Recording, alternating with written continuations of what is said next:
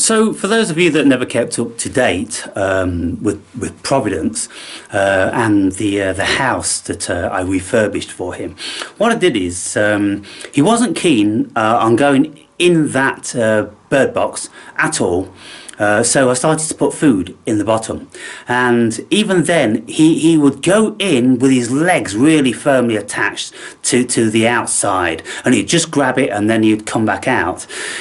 And so I thought, well, I don't know whether you can smell squirrels or strange smells or something like that. So what I did is I got one of my woolen hats, and I put that in his blanket.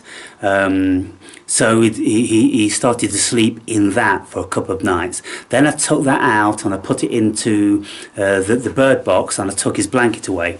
But I left the roof open by about 2 inches, so he wouldn't be so afraid and going in there. He seemed to have reservations, so he started to go in and out of the top.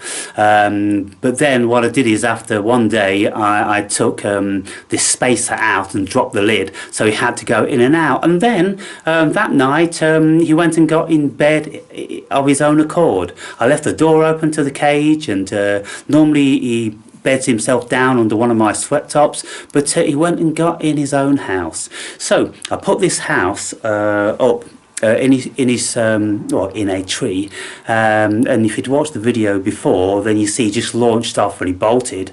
But when I come back from going up to the graveyard to see if I could find him, I was up there for about an hour. I called his name for about 15 minutes, and then I went and sat in my normal place. I came back, and then there's a little face sticking outside of that bird box. I got my binoculars, and he's in there. So I think I've just made a video already, of course, but I'm just going to make another one, because I'm so happy that there he is, little dude.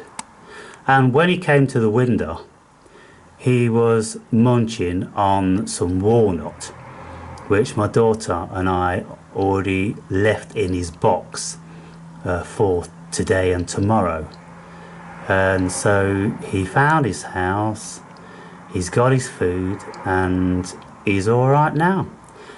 He knows I'm here, because I've called him, and he looks at me, and then I've been and I've left some nuts and some dried mango on the fence, and so at some stage he'll be out. And I don't know what his relationship is with the other squirrels at this moment in time.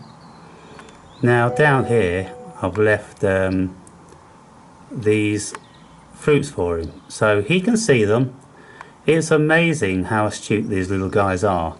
So he knows they're there, and when he's hungry enough or confident enough, he'll be back out.